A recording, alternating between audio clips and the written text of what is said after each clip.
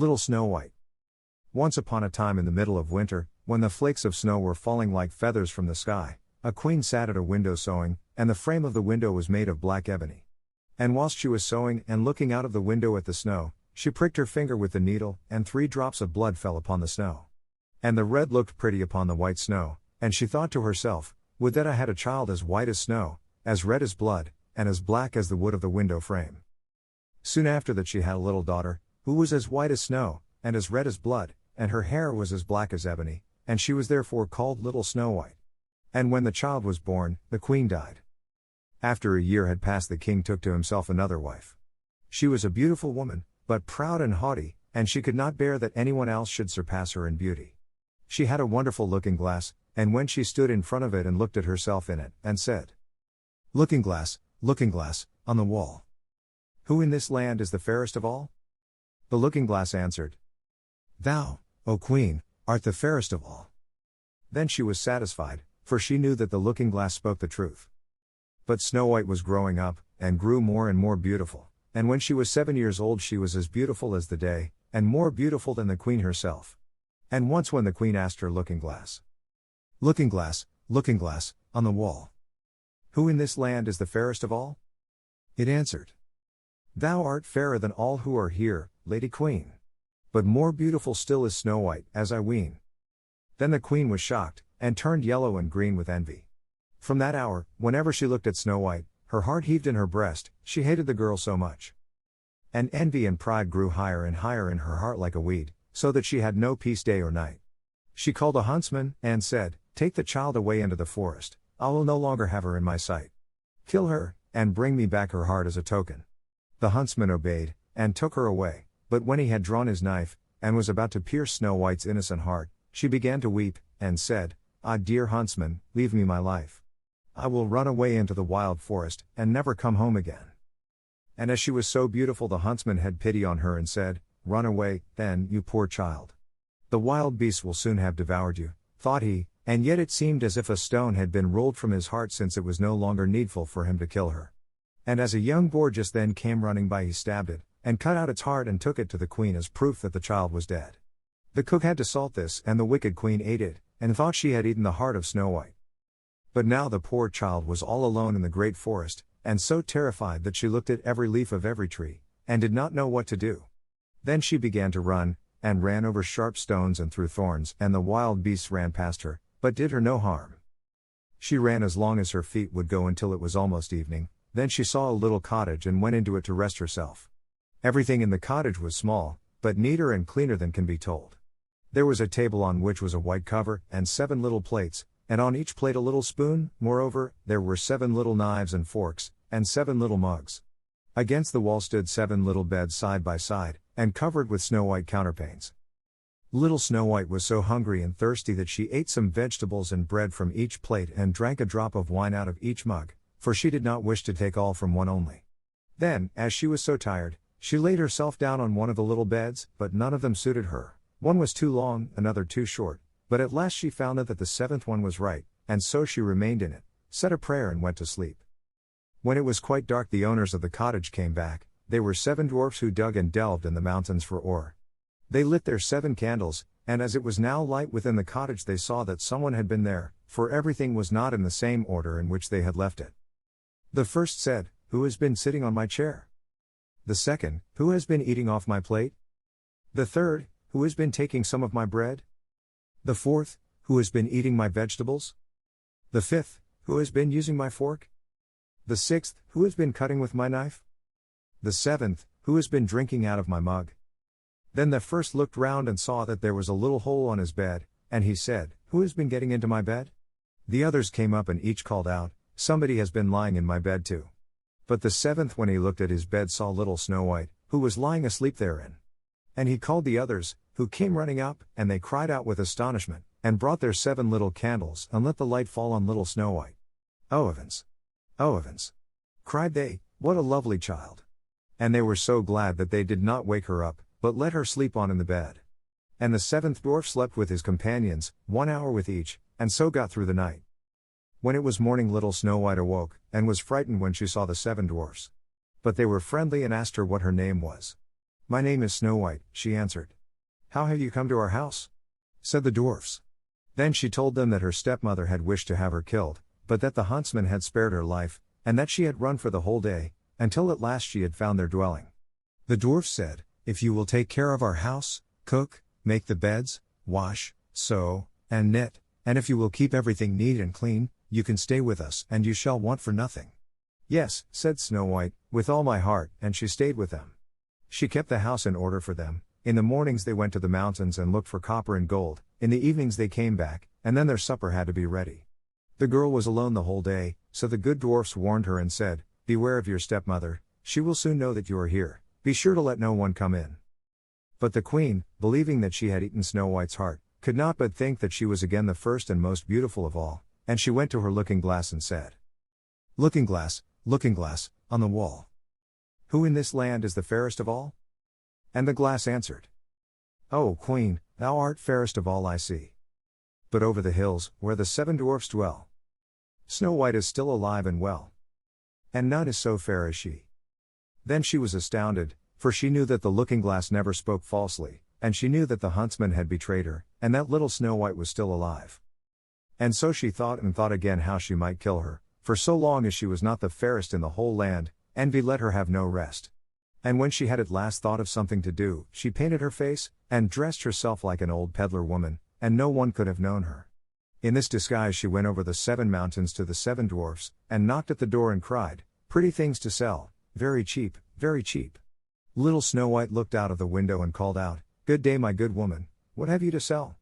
Good things, pretty things, she answered, stay laces of all colors, and she pulled out one which was woven of bright-colored silk. I may let the worthy old woman in, thought Snow White, and she unbolted the door and bought the pretty laces. Child, said the old woman, what a fright you look, come, I will lace you properly for once. Snow White had no suspicion, but stood before her, and let herself be laced with the new laces. But the old woman laced so quickly and so tightly that Snow White lost her breath and fell down as if dead. Now I am the most beautiful, said the queen to herself, and ran away. Not long afterwards, in the evening, the 7 dwarfs came home, but how shocked they were when they saw their dear little Snow White lying on the ground, and that she neither stirred nor moved, and seemed to be dead. They lifted her up, and, as they saw that she was laced too tightly, they cut the laces, then she began to breathe a little, and after a while came to life again. When the dwarfs heard what had happened they said, The old peddler woman was no one else than the wicked queen, take care and let no one come in when we are not with you. But the wicked woman when she had reached home went in front of the glass and asked, Looking-glass, on the wall. Who in this land is the fairest of all? And it answered as before, O Queen, thou art fairest of all I see. But over the hills, where the 7 dwarfs dwell, Snow White is still alive and well. And none is so fair as she. When she heard that, all her blood rushed to her heart with fear, for she saw plainly that little Snow White was again alive. But now, she said, I will think of something that shall put an end to you, and by the help of witchcraft, which she understood, she made a poisonous comb. Then she disguised herself and took the shape of another old woman. So she went over the 7 mountains to the 7 dwarfs, knocked at the door, and cried, Good things to sell, cheap, cheap. Little Snow White looked out and said, Go away, I cannot let anyone come in. I suppose you can look, said the old woman, and pulled the poisonous comb out and held it up. It pleased the girl so well that she let herself be beguiled, and opened the door. When they had made a bargain the old woman said, Now I will comb you properly for once. Poor little Snow White had no suspicion, and let the old woman do as she pleased, but hardly had she put the comb in her hair than the poison in it took effect, and the girl fell down senseless. You paragon of beauty, said the wicked woman, you are done for now, and she went away. But fortunately it was almost evening, when the 7 dwarfs came home. When they saw Snow White lying as if dead upon the ground they at once suspected the stepmother, and they looked and found the poison comb. Scarcely had they taken it out when Snow White came to herself, and told them what had happened. Then they warned her once more to be upon her guard and to open the door to no one. The queen, at home, went in front of the glass and said, Looking-glass, on the wall. Who in this land is the fairest of all? Then it answered as before, O Queen, thou art fairest of all I see. But over the hills, where the 7 dwarfs dwell, Snow White is still alive and well. And none is so fair as she. When she heard the glass speak thus she trembled and shook with rage. Snow White shall die, she cried, even if it costs me my life." Thereupon she went into a quite secret, lonely room, where no one ever came, and there she made a very poisonous apple. Outside it looked pretty, white with a red cheek, so that everyone who saw it longed for it, but whoever ate a piece of it must surely die. When the apple was ready she painted her face, and dressed herself up as a countrywoman, and so she went over the 7 mountains to the 7 dwarfs. She knocked at the door. Snow White put her head out of the window and said, "I cannot let anyone in, the 7 dwarfs have forbidden me." "It is all the same to me," answered the woman, "I shall soon get rid of my apples. There, I will give you one." "No," said Snow White, "I dare not take anything." "Are you afraid of poison?" Said the old woman, "Look, I will cut the apple in 2 pieces, you eat the red cheek, and I will eat the white." The apple was so cunningly made that only the red cheek was poison. Snow White longed for the fine apple, and when she saw that the woman ate part of it she could resist no longer, and stretched out her hand and took the poisonous half. But hardly had she a bit of it in her mouth than she fell down dead. Then the queen looked at her with a dreadful look, and laughed aloud and said, "White as snow, red as blood, black as ebony wood. This time the dwarfs cannot wake you up again." And when she asked of the looking glass at home, looking glass, on the wall, "Who in this land is the fairest of all?" it answered at last, "O Queen, in this land thou art fairest of all." Then her envious heart had rest, so far as an envious heart can have rest. The dwarfs, when they came home in the evening, found Snow White lying upon the ground. She breathed no longer and was dead. They lifted her up, looked to see whether they could find anything poisonous, unlaced her, combed her hair, washed her with water and wine, but it was all of no use, the poor child was dead, and remained dead. They laid her upon a bier, and all 7 of them sat round it and wept for her, and wept 3 days long.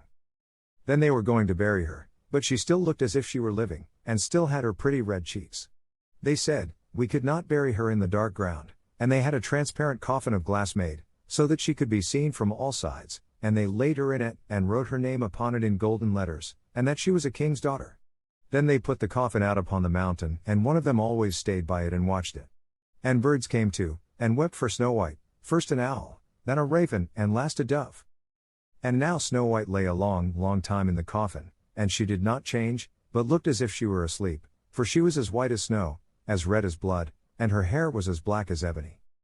It happened, however, that a king's son came into the forest, and went to the dwarf's house to spend the night.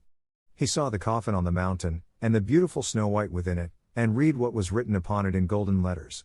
Then he said to the dwarfs, "Let me have the coffin, I will give you whatever you want for it." But the dwarfs answered, "We will not part with it for all the gold in the world." Then he said, "Let me have it as a gift, for I cannot live without seeing Snow White. I will honor and prize her as my dearest possession." As he spoke in this way the good dwarfs took pity upon him, and gave him the coffin. And now the king's son had it carried away by his servants on their shoulders. And it happened that they stumbled over a tree stump, and with a shock the poisonous piece of apple which Snow White had bitten off came out of her throat. And before long she opened her eyes, lifted up the lid of the coffin, sat up, and was once more alive. "Oh heavens, where am I?" she cried. The king's son, full of joy, said, "You are with me," and told her what had happened, and said, "I love you more than everything in the world, come with me to my father's palace, you shall be my wife." And Snow White was willing, and went with him, and their wedding was held with great show and splendor. But Snow White's wicked stepmother was also bidden to the feast. When she had arrayed herself in beautiful clothes she went before the looking glass, and said, looking glass, on the wall, "Who in this land is the fairest of all?" The glass answered, "O Queen, of all here the fairest art thou. But the young queen is fairer by far as I trow." Then the wicked woman uttered a curse, and was so wretched, so utterly wretched, that she knew not what to do. At first she would not go to the wedding at all, but she had no peace, and must go to see the young queen. And when she went and she knew Snow White, and she stood still with rage and fear, and could not stir. But iron slippers had already been put upon the fire, and they were brought in with tongs, and set before her. Then she was forced to put on the red-hot shoes, and dance until she dropped down dead.